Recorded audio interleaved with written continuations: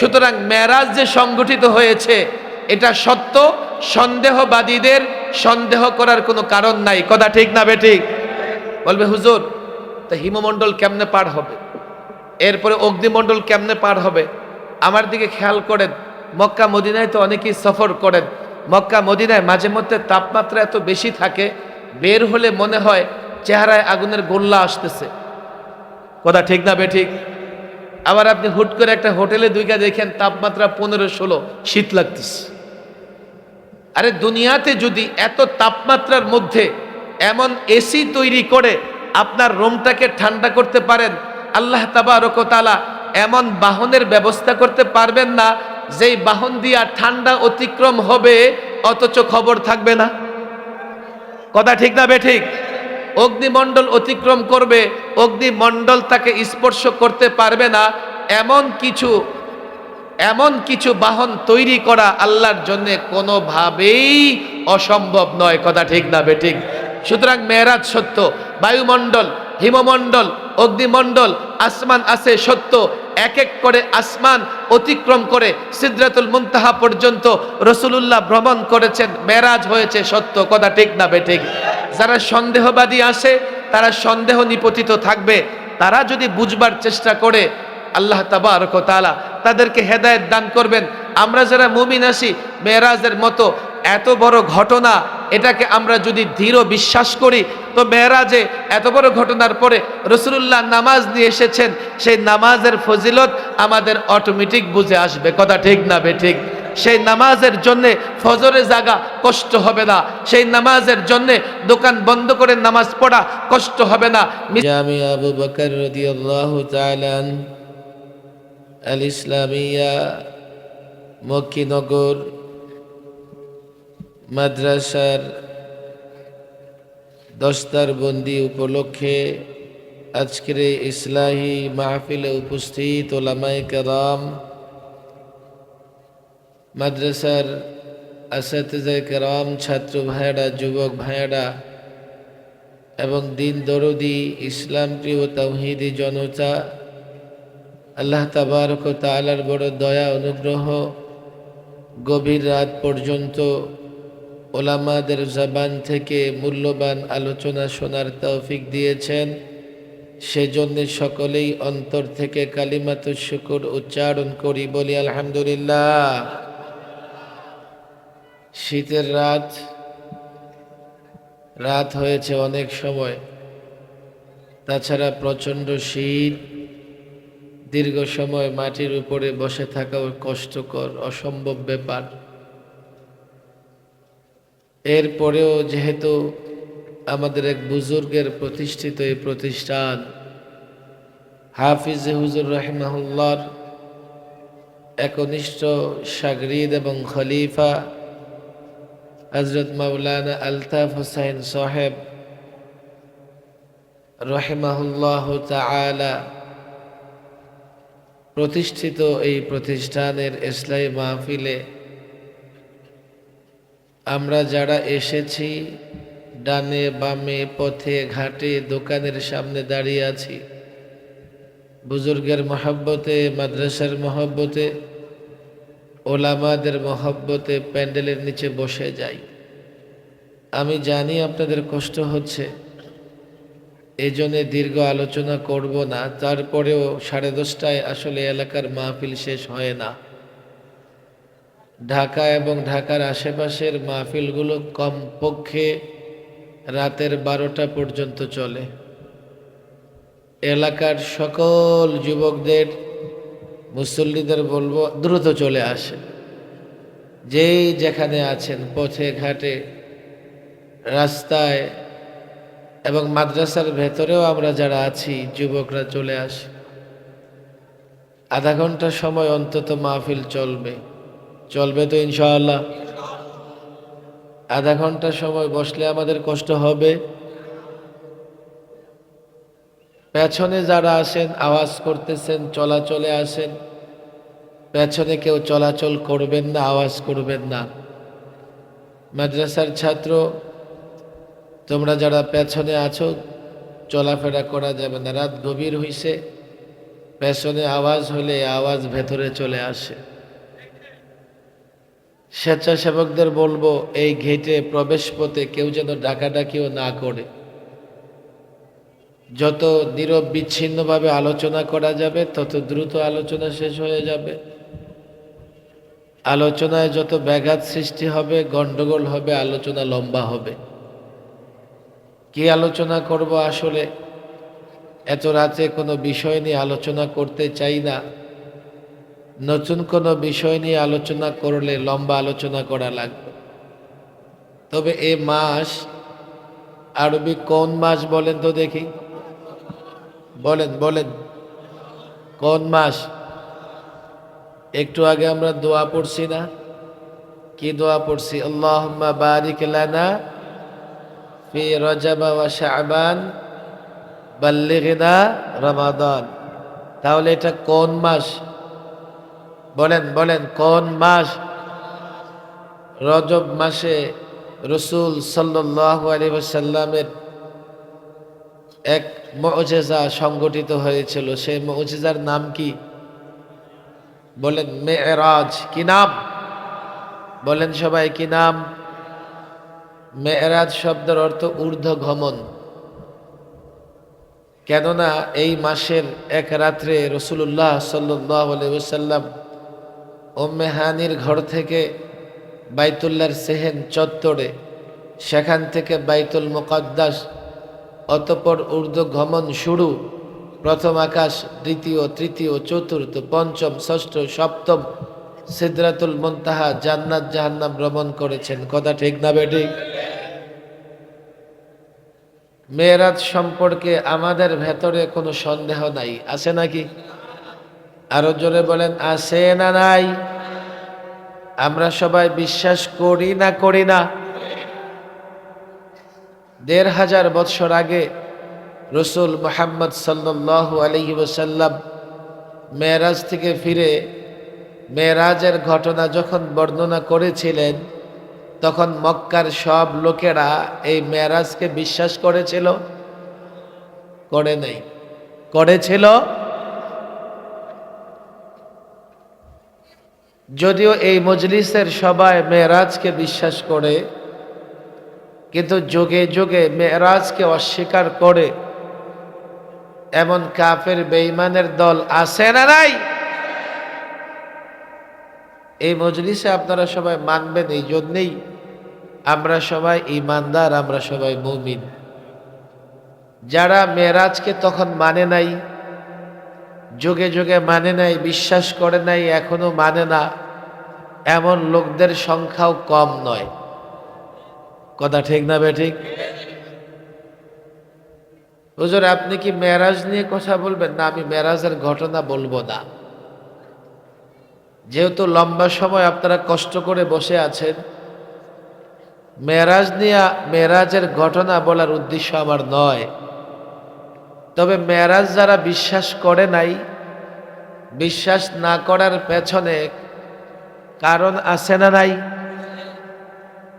রাসূলুল্লাহ সাল্লাল্লাহু আলাইহি সাল্লাম যখন মেরাজের বর্ণনা দিচ্ছিলেন, সবার আগে তাদের মনে হয়েছিল এটা অসম্ভব। রাতের একটা অংশে বাইতুল্লাহ থেকে বাইতুল মুকাদ্দাস এক এক করে সপ্ত আকাশ সিদরাতুল মুনতাহা পর্যন্ত ভ্রমণ করা রাতের একটা অংশে সম্ভব নয়। সুতরাং মেরাজ সম্ভব নয়, মেরাজ সত্য নয়। এই দাবি তো ছিল কাফের বেঈমানদের। কথা ঠিক না বেঠিক? যতই সময় গড়িয়েছে, মেরাজ অবিশ্বাস করার মতো কারণ আরো বেশি বৃদ্ধি পেয়েছে। তৎকালীন কাফের বেঈমানদের যে কারণে মেরাজ অসম্ভব মনে হয়েছে, যুগে যুগে বিজ্ঞানের উৎকর্ষের কারণে, অগ্রগতির কারণে আরো এমন অনেক কারণ তৈরি হয়ে গেছে। যেমন বর্তমানের বিজ্ঞানের একটা বড় অংশ, বিজ্ঞানীদের বড় অংশ, তারা বলে আসমানই তো নাই, প্রথম আকাশ দ্বিতীয় আকাশ ভ্রমণ কিভাবে করবে? যারা বলে আমরা মিলিয়ন বিলিয়ন লাইটার ইয়ার্স, আলোকবর্ষ দূরত্ব পর্যন্ত আমরা দূরবীন দিয়ে দেখেছি, আসমান খুঁজে পাই নাই। সুতরাং আসমান নাই, মেরাজ কেমনে হবে? এরপরে বিজ্ঞানীদের আরো কিছু আবিষ্কার। আমরা পৃথিবীতে বসবাস করি, আমাদের উপর একটা বায়ুমণ্ডল আছে, এরপরে হিমমণ্ডল, অগ্নিমণ্ডল।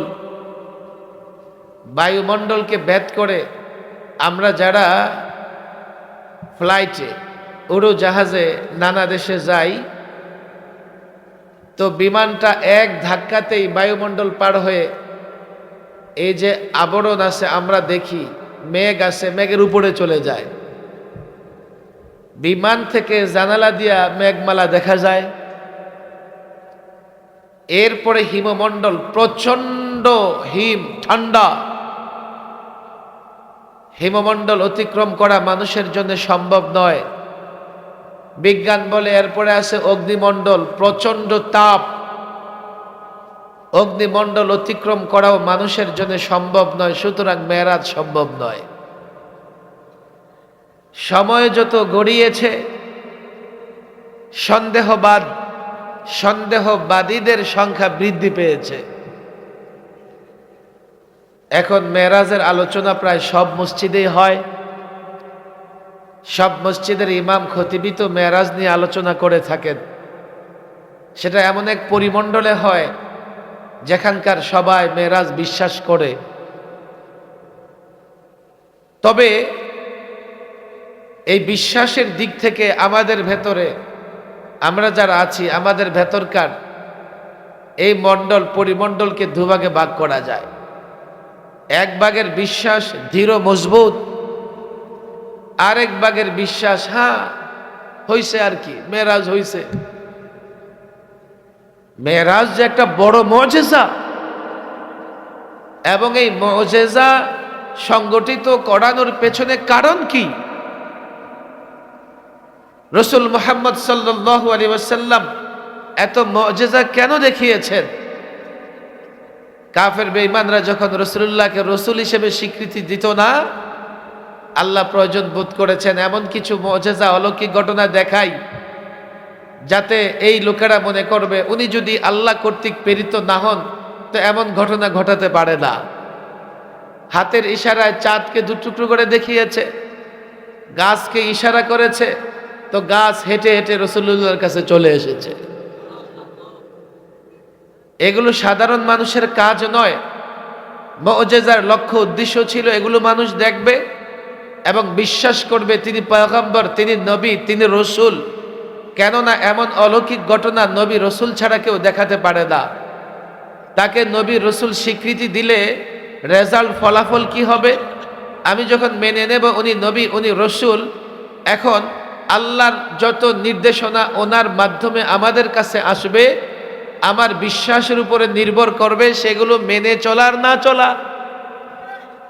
আমি যদি এটা মেনে নেই দৃঢ়ভাবে, যাহা উনি আল্লাহর রসুল, এখন উনি যখন বলবে আল্লাহ তোমাদের এটা করতে বলেছে, এটা করতে বলেছে, সম্পদ থেকে যাকাত দিতে বলেছে, সাদকা করতে বলেছে, হজ করতে বলেছেন, আমার বিশ্বাসের জায়গা থেকে আমি নবীকে স্বীকৃতি দিলে আল্লাহর নির্দেশ মেনে নেব এবং আল্লাহর নির্দেশগুলো আমল করব, মেনে চলব। কথা ঠিক না বেঠিক?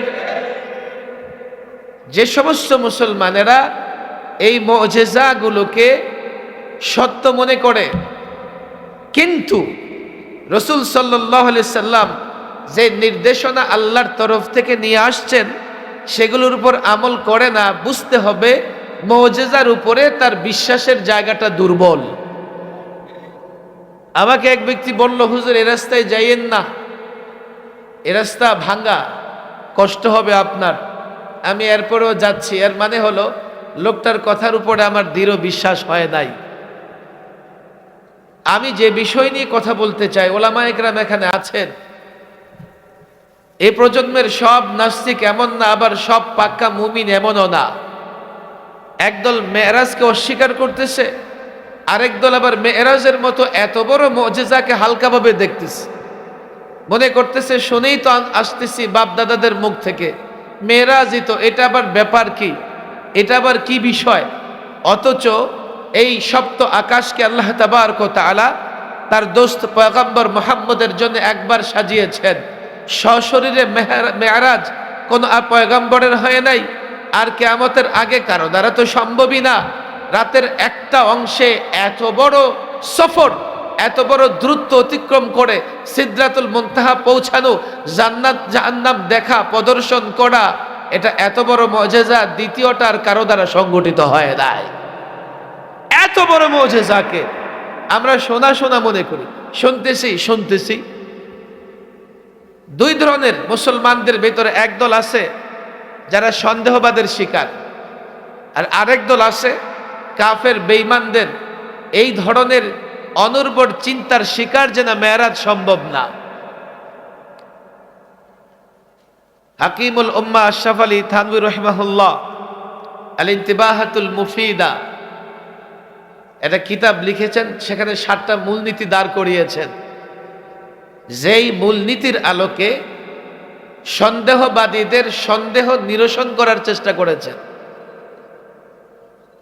আমরা কদিন আগে দেখেছি ইন্ডিয়ার এক মুফতি সাহেব, মুফতি শামাইল নদভী, বিতর্ক করেছে এক স্বঘোষিত নাস্তিকের সঙ্গে জাবেদ আখতার। জাবেদ আখতারের মতো লোক হাজারো কোটি আছে, বিশেষ করে ইউরোপ আমেরিকায়। এখন আসলে তাদের ধর্ম বলতে কোনো কিছু নাই। আমি তখন সরকারি মেহমানখানায়, আমাদেরকে তো অন্য বন্দি থেকেও সেপারেট রাখা হইতো, কারোর সঙ্গে কথা বলার কোনো সুযোগ নাই, 24 ঘন্টা ব্লক তাড়া মারা। একদিন সকালবেলায় ঘুম থেকে উঠে দেখি আমার পাশের রুমে 2টা চাইনিজ। আমি মনে মনে খুশি হইলাম, চাইনিজ তো এগুলো বৌদ্ধিস্ট হবে, বৌদ্ধ টদ্য হবে, অনেকদিন ধরে ওয়াজ নসিহত নাই, আচ্ছা এই 2টারে দাওয়াত দিয়ে দেখি মুসলমান বানানো যায়নি। আমি ঘুম থেকে উঠে আমার রুমের সামনে অপেক্ষা করতেছি, ওরাও ঘুম থেকে উঠুক। মাশাআল্লাহ, ওরা কিছুক্ষণ পরে ঘুম থেকে উঠছে। ওদের সঙ্গে ইংরেজিতে পরিচয় হইলাম, কিন্তু চাইনিজ এমন এক জাতি, ওরা যা বলে আমরা বুঝি না। আবার ওরা ইংরেজি শেখার গুরুত্ব ওরা অনুভব করে না, বলে আমি ইংরেজিতে আধা আধা যা বলে ওদের বুঝাইতে পারতেছি না। একটা পর্যায়ে কোনোভাবে বুঝাইলাম আমরা পৃথিবীতে আসছি, চলে যাব, নিঃসন্দেহে আমাদের কেউ সৃষ্টি করেছেন। তোমাদের কি মনে হয় আমাদের সৃষ্টি করেছেন কে, এবং ওনার সঙ্গে আমাদের আচার আচরণ ব্যবহার ধ্যান ধারণা কেমন হওয়া উচিত? লম্বা সময় আমার লেকচার শুই না, উত্তর দেয় কি যে আমরা সায়েন্সে বিশ্বাসী। সায়েন্সে আপনারা বুঝেন নাই সে সায়েন্সের কথা কেন বলছে। বিজ্ঞানীরা বলে, একটা বড় অংশ বিজ্ঞানীদের বলে পৃথিবীর কোনো স্রষ্টা নাই, সৃষ্টিকর্তা নাই। আরো জোরে বলেন। ওরা বিগ ব্যাং থিওরিতে বিশ্বাস করে যে বিকট এক বিস্ফোরণ থেকে পৃথিবী সৃষ্টি হয়েছে। সুতরাং পৃথিবীর কোনো সৃষ্টিকর্তা নাই, স্রষ্টা নাই। তো সে সায়েন্স বলে বুঝাইতে চাইছে কথা যে আমরা স্রষ্টাতে নয়, বিজ্ঞানে বিশ্বাস করি, আর বিজ্ঞান বলে কোনো স্রষ্টা নাই। আজকে চীন, জাপান, আধুনিক বিশ্বের নানা দেশের লোকদের আমরা তো বলি যে অমুক দেশে এত% বৌদ্ধ, এত% খ্রিস্টান, এত% অমুক ধর্মের। প্রকৃতপক্ষে তাদের বিশ্বাসের জায়গা এত বড় দুর্বল। অধিকাংশ ওই ধর্মের লোকেরা তারা বস্তুবাদী, বস্তু পূজারী, বস্তুকেই সবকিছু মনে করে, স্রষ্টা পর্যন্ত চিন্তা করার সময় তারা পায় না। এটা বড় জটিল বিষয়, আমি সেদিকে যাব না। সন্দেহবাদ, যারা সন্দেহবাদী, সন্দেহ করে, এবং যারা নাস্তিকতায় আক্রান্ত হয়ে আছে, তাদের সন্দেহ নিরসন করবার জন্যে হাকিমুল উম্মাহ আশরাফ আলী থানভী রাহিমাহুল্লাহ আল ইন্তিবাহাতুল মুফিদা লিখেছেন এবং 7টা মূলনীতি দাঁড় করিয়েছেন। আমার দিকে খেয়াল করেন, আমি শুধু একটা মূলনীতি নিয়ে কথা বলবো। যেহেতু কষ্ট করে বসে আছেন, 10টা মিনিট বসেন। এক নম্বর মূলনীতি উনি দাঁড় করিয়েছেন, আদামু ফাহমি শাই লাইসা বিদলিলিন আলা বুতলানিহি। আদামু ফাহমি শাই লাইসা বিদলিলিন আলা বুতলানিহি। কোনো কিছু বুঝে না আসাই সেটা বাতিল হওয়ার প্রমাণ নয়। আমি কোনো কিছু বুঝতেছি না, আমি যদি কোনো কিছু না বুঝি তাহলে সেটা কি বাতিল? তাহলে সেটা কি নাই, এটা ধরে নেওয়া যাবে? এখন তো আধুনিক যুগ, সবার পকেটে পকেটে মোবাইল আছে না নাই? আমরা যখন কথা বলতে থাকি তখন ডিস্টার্ব হলে বলি যে নেটওয়ার্ক নাই, বলি কি বলি না? আচ্ছা, নেটওয়ার্ক যে আছে এটা কি বুঝে আসার মতো কোনো আলামত আছে আমার আপনার কাছে? নেটওয়ার্ক কি জিনিস বুঝাইতে পারবেন? অথচ বাচ্চা বড় সবাই বলতেছে নেটওয়ার্ক আছে, অথচ 99.99 বুঝে না নেটওয়ার্ক কিভাবে কাজ করে। কিন্তু ওই যে নেটওয়ার্কের ফলাফল হচ্ছে সুন্দর করে কথা বলা। যদি সে সুন্দর করে কথা বলতে পারে তো বলে যে নেটওয়ার্ক আছে, যদি কথায় ডিস্টার্ব হয় তখন সে বলে নেটওয়ার্ক নাই। কথা ঠিক না ঠিক? আপনাদের কষ্ট হচ্ছে? বলেন আল্লাহু আকবার। বলি আমার তো দুর্বল কেন? আমি একটু জটিল বিষয় হইলো, দেখেন না, আমার ভলিউম ঠিক আছে, জাতির ভলিউম নাই। ওরা নির্বাচনে দেখবেন না এমন স্লোগান দিব, এখন ভলিউম কমায় রাখছে। কথা ঠিক না ঠিক? এটাও ঠিক। দেখছেন মাশাআল্লাহ, আমাদের নেতাদের যে চরিত্র, কোন নেতার চরিত্র ফুলের থেকে নিচে নামে না। কথা ঠিক না ঠিক? সব নেতার চরিত্র ফুলের মতো পবিত্র, ফুলের লেভেল ক্রস করে না। সেখানে এই যুবকেরা গলা ফাটায় চিল্লাইতে থাকে, অথচ ওই কিন্তু আমার চেয়ে ভালো জানে ওই নেতা কয় নাম্বার। আরে কথা ঠিক না ঠিক? মাহফিলে এসে বলিল কমায় রাখ, এত জোরে তাকবীর দিবেন যে মাটি কাঁপতে থাকে, এলাকার লোকেরা মনে করে ভূমিকম্প হইতেছে। তাকবীর দিতে পারেন না, জিহাদের ময়দানে যাবেন কেমনে? চলতে চলতে যাওয়ার আগেই শহীদ হয়ে যাবে। ওসমান হাদির মতো হইতে পারবেন না তো। বলেন আল্লাহু আকবার।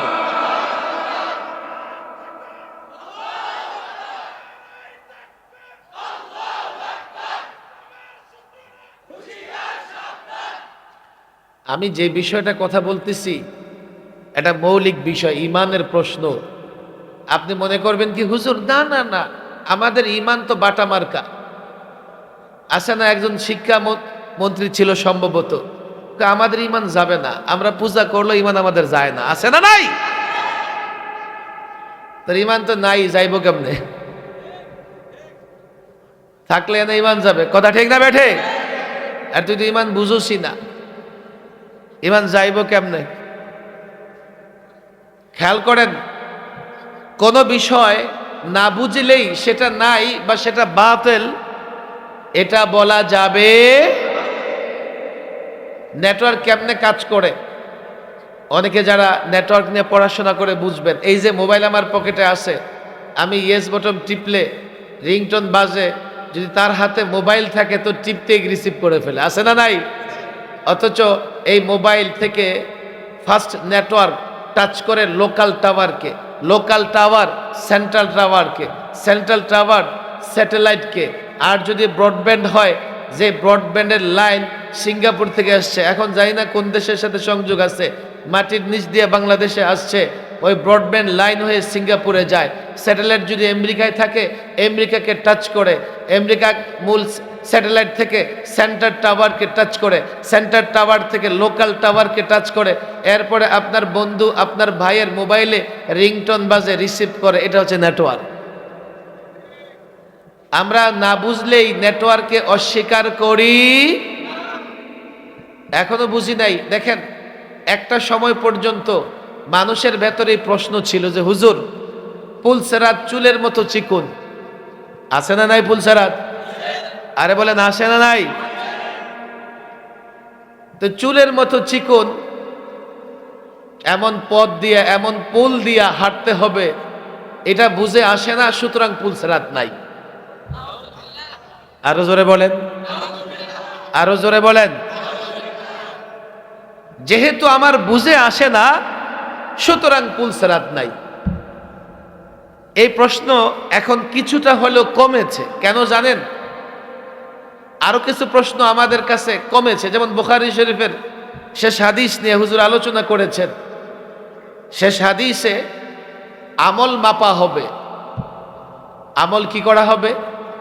বলেন, আমল কি করা হবে? আচ্ছা বলেন, আমলের কোনো আকার আকৃতি আছে? থাকলেও হয়তো তখন হবে। এখন যে আমরা আমল করি, এটাকে দেখার মতো কিছু আছে? তো কেমনে মাপা হবে? যেহেতু বুঝে আসে না, কেমনে মাপা হবে? সুতরাং আমল মাপা হবে না। নাউজুবিল্লাহ বলেন, আরো জোরে বলেন। তো মুফতি আমিন রাহিমাহুল্লাহ এর উপরে লম্বা তাকরির করতেন। হুজুর বলেন, এখন আর এই প্রশ্ন করার সুযোগ নাই। কেন? আমরা বাতাস দেখি না, অথচ বাতাস মাপা যায়। কথা ঠিক না বেঠিক? তাপমাত্রা মাপা যায়। এখন 12 ডিগ্রি সেলসিয়াস তাপমাত্রা। তাপমাত্রা যদি মাপা যায়, বাতাস যদি মাপা যায়, আমল মাপতে পারবে, তাতে কোনো সন্দেহ নাই। তদ্রূপ পুলসেরাত এখন আর অসম্ভব মনে হয় না। কেন জানেন? অনেক সার্কাস আছে এমন, এই লাঠি থেকে ওই লাঠিতে রশি বাঁধে, 1 ইঞ্চি মোটা রশি দিয়া মানুষ হেঁটে এপার থেকে ওপার যায়। যায় কি যায় না? তো এই দুনিয়াতেই যদি 1 ইঞ্চি রশি দিয়ে হাঁটতে পারে, তো কিয়ামতে 1 ইঞ্চি পোল দিয়া, কি বলি, 1 সুতা 1 চুল পরিমাণ পোল দিয়া যে মুমিন যারা, মুসলমান যারা, যে কেউ পারবে না, মুমিন মুসলমান হেঁটে জান্নাতে যেতে পারবে। তাহলে কোনো কিছু অসম্ভব আমার কাছে হলেই সেটা নাই বা সেটা বাতিল, একথার প্রমাণ বহন করে। এবার আসেন মেরাজের ঘটনায়। যারা মনে করে মেরাজ সংগঠিত হয় নাই, কেন? যে রাতের একটা অংশে এত দূরত্ব ভ্রমণ করা সম্ভব নয়, তাদের বেলায় এই দলিল যে দেখো তোমার বুঝে আসে না, তোমার বুঝে না আসলেই সেটা বাতিল নয়। আপনি খেয়াল করে দেখেন, একটা সময় হজ ওমরা করতে 6 মাস সময় লাগতো, আর এখন কেউ চাইলে, হজের একটু আনুষ্ঠানিকতা আছে, কেউ যদি মনে করে ওমরা করবে তো 24 ঘন্টার মধ্যে ওমরা করে ফিরে আসতে পারবে। আমি নিজে 24 ঘন্টায় ওমরা করে ফিরে আসছি। 15 দিন 1 মাস সফর করে জেদ্দা যাইতে হইতো, এখন 6 ঘন্টায় কোথায় চলে যায়, ঢাকা থেকে জেদ্দা চলে যায়। একটা সময় এমন হবে, দেখেন না, মিসাইল আবিষ্কার করে ঘন্টায় 2000 কিলোমিটার যায়। সামনে যদি এমন কোনো বিমান আবিষ্কার হয় যে ঘন্টায় 2000 কিলোমিটার যায়, তো জেদ্দা যাইতে 3 ঘন্টা লাগবে। 3000 কিলোমিটার যায় 2 ঘন্টা লাগবে। হবে একটা সময় এত দ্রুত গতি সম্পন্ন বিমান আসবে, 1 ঘন্টায় লোকেরা বাংলাদেশ থেকে জেদ্দায় চলে যাবে। দুনিয়ার মানুষ যদি এত গতি সম্পন্ন বিমান তৈরি করতে পারে, আল্লাহ তাবারক ওয়া তাআলা নিঃসন্দেহে এমন বাহন তৈরি করতে পারেন যা মুহূর্তের মধ্যে সিদরাতুল মুনতাহা পর্যন্ত পৌঁছায়া দেবে। এটা যেমন বুঝে আসছে, ইসলামের নানা বিষয়ের উপরে সন্দেহ কাজ করে। বাস্তব কিছু সন্দেহের জায়গায় আসেন। লিযযাকারি মিসলু হাজ্জিল উনসাইন, কোরআনের বিধান হচ্ছে বাবার সম্পত্তিতে কন্যা যা পাবে, পুত্র তার ডবল পাবে। এখন এই যুগের অনেক বুদ্ধিজীবীদের বুঝে আসে না, আল্লাহ এটা কেন বলল, বুঝে আসে না। সুতরাং বারবার তারা চাপাচাপি করে যে হুজুর কোনোভাবে কি সমান করে দেওয়া যায় না, কোনোভাবে কি সমান করে দেওয়া যায় না। আমার দিকে খেয়াল করেন, আজকাল আমাদের ভেতরে প্রবণতা দেখা দেয়, যেই জিনিস কোরআন সুন্নাহ দ্বারা প্রমাণিত, সেই জিনিস বিশ্বাস করার জন্য কোনো যুক্তির প্রয়োজন নাই। বলে হুজুর যুক্তি কি নাই? আমি যদি এই বিষয়ের উপরে যুক্তি দিই 50টা দিতে পারবো। যেই জিনিস সরাসরি কোরআন সুন্নাহ দ্বারা প্রমাণিত, কোন মুসলমান ইমানদার হয়ে থাকলে সেই জিনিসের পক্ষে যুক্তি তালাশ করবে না। আবার কিছু বিষয় আছে যুক্তি যারা প্রমাণিত, যদি আমরা যুক্তি দিয়ে প্রমাণ দিয়ে দেই, তবে এখানে আবার কিছু দেখবেন যে এমন পণ্ডিত বের হয়, হুজুর কোরআন হাদিসে কি কোনো দলিল আছে? আরে বেটা, বিষয়টাই এমন যা যুক্তি দিয়ে বুঝতে হবে। সেই বিষয়ে তুমি কোরআন সুন্নাহর দলিল কেন তালাশ করো? সেই বিষয়ে যদি আমি তোমাকে যুক্তি দিয়ে বুঝাই দিতে পারি, সেটাই তোমাকে মানতে হবে। কথা ঠিক না বে ঠিক? প্রথম কথা হচ্ছে আজকাল কোরআন সুন্নাহ দ্বারা অনেক বিষয় পরিষ্কার প্রমাণিত হবার পরেও রাজনীতিবিদ, ডাক্তার, ইঞ্জিনিয়ার, বুদ্ধিজীবী এমন আছে, এগুলো তার বুঝে না আসবার কারণে সে গ্রহণ করতে চায় না। সুতরাং এই ধরনের সন্দেহবাদে যারা আক্রান্ত, বুঝতে হবে মুখে মুখে যতই নিজেকে মুসলিম আর মুমিন দাবি করো, সে প্রকৃতপক্ষে মুমিন মুসলমান হতে পারে নাই বলে অনেক অনেক বিষয় বিচার ব্যবস্থায় ওমান লাম ইয়াহকুম বিমা আনজালাল্লাহ ফাউলাইকা হুমুল কাফিরুন ফাসিকুন জালিমুন। মিছিল মিটিং বাদ দিয়ে নামাজ পড়া কষ্ট হবে না যদি আমাদের এই মুজিজাগুলোর উপরে বিশ্বাস থাকে, কোরআন সুন্নাহর উপরে বিশ্বাস থাকে। আর মুমিন জানি ঘটনা হিসেবে নিয়েছি, মুজিজা হিসেবে নেই নাই, অলৌকিক ঘটনা হিসেবে নেই নাই। গতানুগতিক জীবন যাপন হবে, আল্লাহর নির্দেশগুলো মানার তৌফিক হবে না। এজন্য বলি, দেখেন মুজিজা নিয়ে তো আলোচনা হয়, কিন্তু মুজিজার এই গুরুত্ব আমাদের জানা থাকে না, যার জন্য মুজিজাকে ঘটনা হিসেবে নেই। মুজিজার মাধ্যমে যা প্রমাণিত হয়েছে যে আল্লাহর নির্দেশ আমাদের কাছে এসেছে, সেই নির্দেশগুলো মানার ক্ষেত্রে আমরা সিরিয়াস হই না, সেই নির্দেশগুলো মানার ক্ষেত্রে আমরা আন্তরিক হই না। আল্লাহ তাবারক ওয়া তাআলা সত্যিকার অর্থেই আমাদেরকে আল্লাহ তাবারক ওয়া তাআলার বিধিবিধানগুলো পালন করার তৌফিক দান করুন এবং দৃঢ় বিশ্বাস দান করুন। ওমা তাওফীকি ইল্লা বিল্লাহ ওমা আলাইনা ইল্লা আল বালাগ। আল্লাহুম্মা আনতাস সালাম ওয়া মিনকাস সালাম تباركت يا ذا الجلال والإكرام. ربنا ظلمنا أنفسنا وإن لم تغفر لنا وترحمنا لنكونن من الخاسرين. ربنا لا تزغ قلوبنا بعد إذ هديتنا وهب لنا من لدنك رحمة إنك أنت الوهاب. الله يا رحمن يا رحيم يا غفار يا كريم. আল্লাহ তাবারক ওয়া তাআলা সেই বিকেল থেকে প্রায় মধ্যরাত পর্যন্ত আমাদের একজন বুজুর্গ আকাবির হাতে প্রতিষ্ঠিত দ্বীনি প্রতিষ্ঠানে যারা বড় কষ্ট করে শীতের মধ্যে বসে আছে, আলেমদের আলোচনা শুনেছে, আল্লাহ আমাদের সকলকে আপনি আপনার দ্বীনের জন্য কবুল করে নেন। আল্লাহ তাবারক ওয়া তাআলা এই প্রতিষ্ঠানকে দ্বীনের মার্কাজ বানায়া দেন। হাফিজ জি হুজুর রাহিমাহুল্লাহর সিলসিলায় হযরত মাওলানা আলতাফ হুসাইন সাহেব যে কাজ করেছেন, তার সন্তান এই মাদ্রাসার আসাতিজায়ে কেরাম ছাত্রদেরকে হাফিজ জি হুজুর রাহিমাহুল্লাহর খেলাফত প্রতিষ্ঠার সেই মিশনে কাজ করার তৌফিক দেন। আল্লাহ তাবারক ওয়া তাআলা আমাদের মধ্যে যারা অসুস্থ তাদেরকে সুস্থতার নেয়ামত দান করেন, যারা পেরেশানিতে আসে পেরেশানি দূর করে দেন।